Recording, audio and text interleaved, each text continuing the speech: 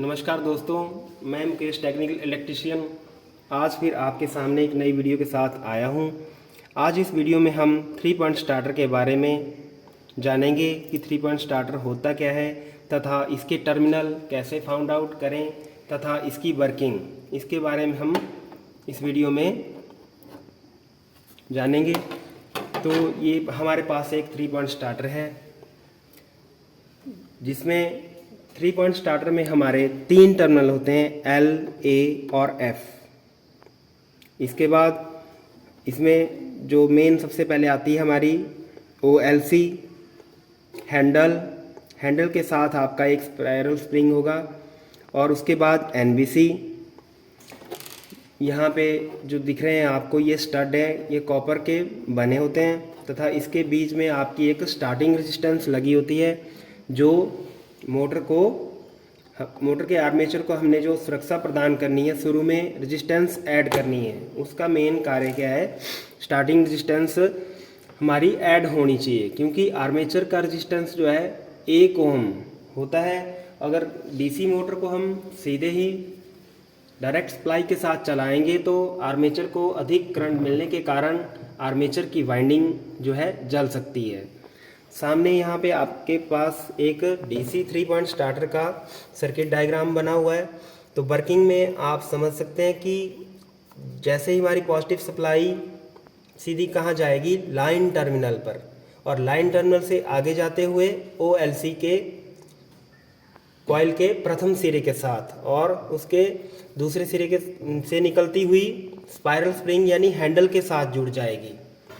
और जैसे ही हम हैंडल को ऑफ स्थिति से 1 नंबर स्टड पर लाएंगे तो करंट हमारा 2 भागों में बंट जाएगा। पॉजिटिव करंट एक स्टार्टिंग रेजिस्टेंस के थ्रू होता हुआ आर्मेचर में और दूसरा सीधा ही NBC के थ्रू शंट फील्ड वाइंडिंग में, और नेगेटिव सप्लाई हमारी सीधी ही आर्मेचर और शंट फील्ड के पैरेलल में जुड़ जाएगी। इसके बाद जब हम हैंडल को लास्ट स्टड तक ले आएंगे तो NBC हमारी मैग्नेटाइज होकर हैंडल को पकड़ के रखेगी।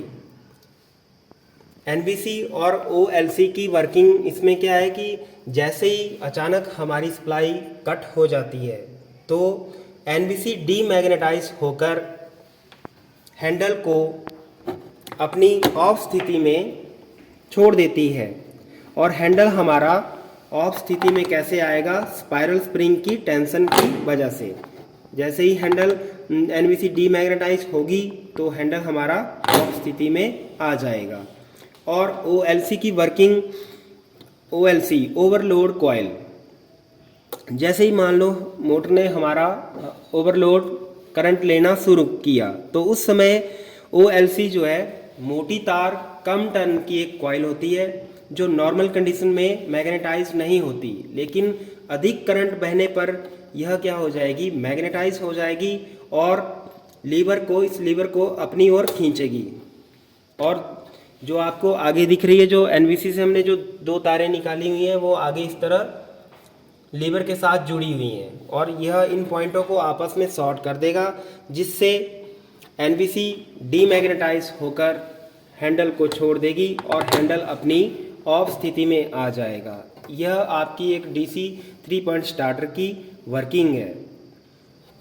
इसके बाद 3 पॉइंट स्टार्टर के अगर टर्मिनल आपने फाइंड आउट करने की कौन सा L टर्मिनल है और कौन सा A टर्मिनल है और कौन सा F टर्मिनल है, तो इसके लिए हमें सीरीज टेस्टिंग बोर्ड की सहायता से हम जो है टर्मिनल फाइंड आउट कर सकते हैं। तो सर्किट डायग्राम में भी आप देख रहे हैं कि L टर्मिनल हमारा सीधा ही हैंडल के साथ जुड़ा हुआ है। ठीक है, तो आपने क्या करना है, सीधा L टर्मिनल के साथ यानी किसी भी टर्मिनल के साथ आप जो है सीरीज टेस्टिंग लैंप का एक सिरा लगा देना है और दूसरा हैंडल के साथ। ठीक है, जिसके साथ जिसकी कंटिन्यूटी मिल जाएगी यानी लैंप हमारा जल जाएगा। A और F के साथ लैंप हमारा नहीं जल रहा है, लेकिन एक टर्मिनल के साथ हमारा लैंप जो है जल रहा है, तो इसका मतलब यह है कि यह हमारा लाइन टर्मिनल है। और उसके बाद आर्मेचर टर्मिनल को जब आपने फाइंड आउट करना है तो एक सिरा A टर्मिनल पर और दूसरा हैंडल पर। अब अगर हैंडल को हम घुमाएंगे तो लैंप हमारा, जब 1 नंबर स्टार्ट बुलाएंगे तो लैंप हमारा जल जाएगा। और जैसे ही आगे आगे हम इसको ले जाते जाएंगे तो लैंप हमारा अधिक जलना शुरू कर देगा। इस तरह हमें जो है ए टर्मिनल भी हमारा फाइंड आउट हो जाएगा। अब थर्ड टर्मिनल जो है आपका शंट फील्ड वाइंडिंग का है, यानी एफ, तो वो तो वैसे ही फाइंड आउट हो गया आपका, लेकिन तब भी अगर इसको आपने फाइंड आउट करना है फील्ड टर्मिनल को, तो यहाँ पे लैंप क्या होगा, क्योंकि यहाँ पे देखो सर्किट डायग्राम में जैसे ही जो आपकी शंट फील्ड वाइंडिंग है सीधा ही डायरेक्ट जो है एनबीसी के साथ जुड़ी हुई है, लेकिन जैसे ही हम हैंडल को आगे की तरफ ले जाते हैं तो सभी रेजिस्टेंस जो है, जितनी भी रेजिस्टेंस है वह फील्ड वाइंडिंग के सीरीज में आती जाती है और आर्मेचर के सीरीज से कटती जाती हैं। तो शुरू में क्या है, हमारा लैंप जो है अधिक जलेगा क्योंकि रेजिस्टेंस इसके साथ ऐड नहीं है, और जैसे ही हम हैंडल को आगे की तरफ घुमाएंगे तो लैंप के सीरीज में आती जाएगी और लैंप जो है आपका कम जलना शुरू करेगा।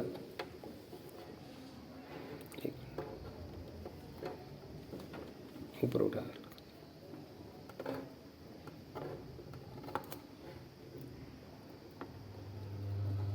और यहाँ पर हमारी जो है एनवीसी मैग्नेटाइज भी हो रही है डीसी 220 वोल्ट पर और एसी 220 वोल्ट पर। इस तरह हम एक 3 पॉइंट स्टार्टर के टर्मिनल फाइंड आउट कर सकते हैं। 3 पॉइंट स्टार्टर में जो स्टार्टिंग रेजिस्टेंस जिसका सबसे बड़ा महत्व है, जो आर्मेचर के सीरीज में जुड़ी होती है, तो वो स्टार्ट के नीचे वाली तरफ जो है ऐड अप की होती है। तो इसमें स्टार्टर के इस तरह आप खोलकर जो है स्टार्टिंग रेजिस्टेंस को देख सकते हैं। यह आपकी स्टार्टिंग रेजिस्टेंस है जो एक नाइक्रोम वायर की बनी होती है, ठीक है, और वह हर एक स्टड के साथ जुड़ी हुई है। और इस प्रकार इसके कनेक्शन जो है 3 पॉइंट स्टार्टर में किए होते हैं। और यह आपकी कॉटन स्लीव हो गई।